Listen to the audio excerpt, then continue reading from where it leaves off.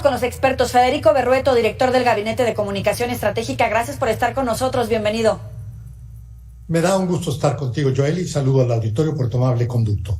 Federico, viene ya la semana de definiciones. Al día de hoy, ¿cómo parten las finalistas? Bueno, mira, son dos métodos distintos. El del oficialismo es una encuesta que todavía no queda muy claro este asunto de las encuestas espejo. Es decir, si son simplemente ejercicios para verificar el resultado que dé el estudio que organiza Morena, o bien si se van a sumar los distintos resultados que tengan cada una de las empresas que realicen las llamadas encuestas espejo. Yo entendería que lo que hacen las empresas es verificar el resultado o la mecánica de levantamiento y de procesamiento de datos que realice la casa encuestadora del partido de Morena. Pero bueno, hay una suerte ahí de falta de información, porque se han manejado en el marco de la desconfianza y le han pedido a los distintos aspirantes que no den información más allá de lo que el mismo partido o el dirigente Mario Delgado ha dicho a los medios de comunicación. Hay todavía mucha imprecisión.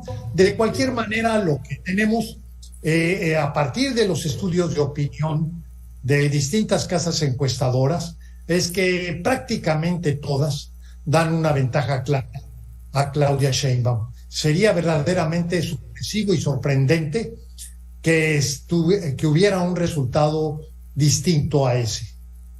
Oye, Federico, pero recordemos que Marcelo Ebrard ha puesto en entredicho los resultados de algunas encuestadoras. Sin embargo, tú dices que la mayoría de ellas ponen en una ventaja a Claudia.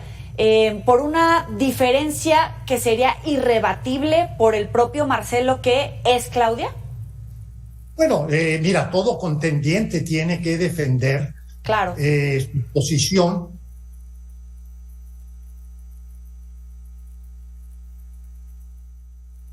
Paredes.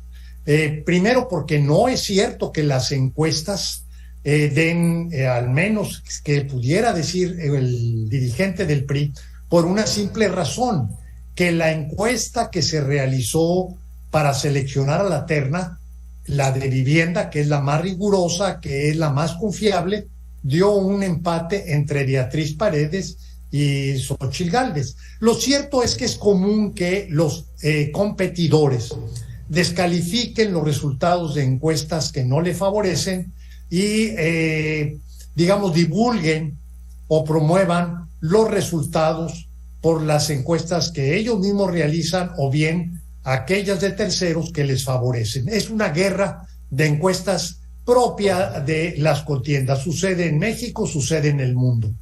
Oye, Fede, pero tú bien dices, ¿no? Cada uno pues tiene que defender a su gallo, tiene que defender su campaña, pero sale Alito y dice, pues sí, las encuestas le favorecen a Beatriz, pues vamos a ver, estamos en época de reflexión.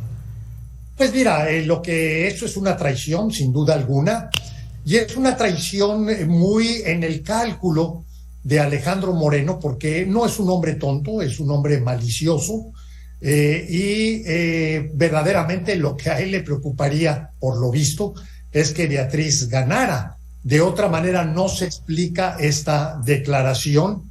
Es una declaración sumamente desafortunada, pero bueno, finalmente, como decía, en el caso del Frente, no solamente la encuesta es la que decide, sino hay una suerte de consulta o de elección que se realiza a poco más de 1,5 millones de electores, y ese resultado va a valer lo mismo que va a valer la encuesta. Y es algo incierto, porque no sabemos cómo está integrado ese segmento de electores, no sabemos cuántos de ellos vayan a ir a votar, y eventualmente, bueno, no se descarta que Beatriz Paredes pueda dar la sorpresa en ese tipo de ejercicio.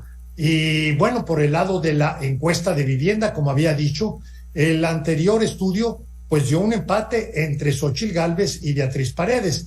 Yo lo que diría es que es más incierto el resultado en el caso del Frente Amplio por México que en el del oficialismo. El del oficialismo yo lo vería cantado, sobre todo porque lo que vimos es que no hubo contienda, que no hubo debate. ¿Y esto qué significa, Joel? Que no cambiaron las intenciones de voto, que prácticamente el mismo perfil de preferencias que había al inicio es el que hay después de estos pues más de 2 meses desde que se anunció el método bajo el cual se iba a seleccionar a lo que es, digamos con todas las palabras, el candidato o la candidata presidencial. Eso de coordinador del movimiento de un lado y de otro no es más que una tomadura de pelo. Todos sabemos que se está eligiendo candidato presidencial. Federico, me llama la atención que decías que no se puede descartar que Beatriz diera la sorpresa. ¿Podríamos estar hablando de un margen tan corto entre Beatriz y Xóchitl que pudiera venir evidentemente no solamente la guerra de encuestas, sino la guerra entre partidos, porque en este momento está el PRD con el PAN versus el PRI? Hay algunos dentro del Frente Amplio que han denunciado que los dados están cargados, que ya es una decisión tomada que sea Xóchitl, pero según algunas cifras, que no eres el único que lo ha mencionado en esta mesa, Beatriz no está muerta. Sí, pero yo lo que digo no es una opinión, sino más bien describo los distintos ejercicios o resultados que ha habido.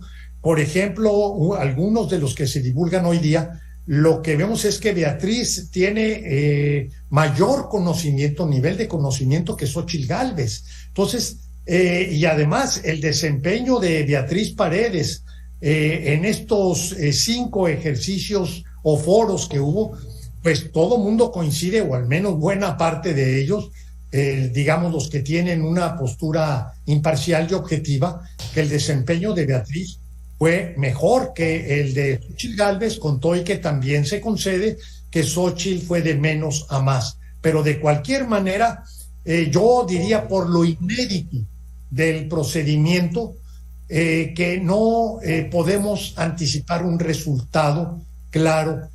Sobre todo te voy a decir por qué, Joel. El caso de Morena son encuestas en vivienda, son encuestas presenciales. Y en el caso del Frente Amplio son encuestas presenciales, pero también son encuestas telefónicas. Pero además, en las encuestas telefónicas hay una parte que son encuestas a través de telefonía fija y otras que son a través de telefonía móvil.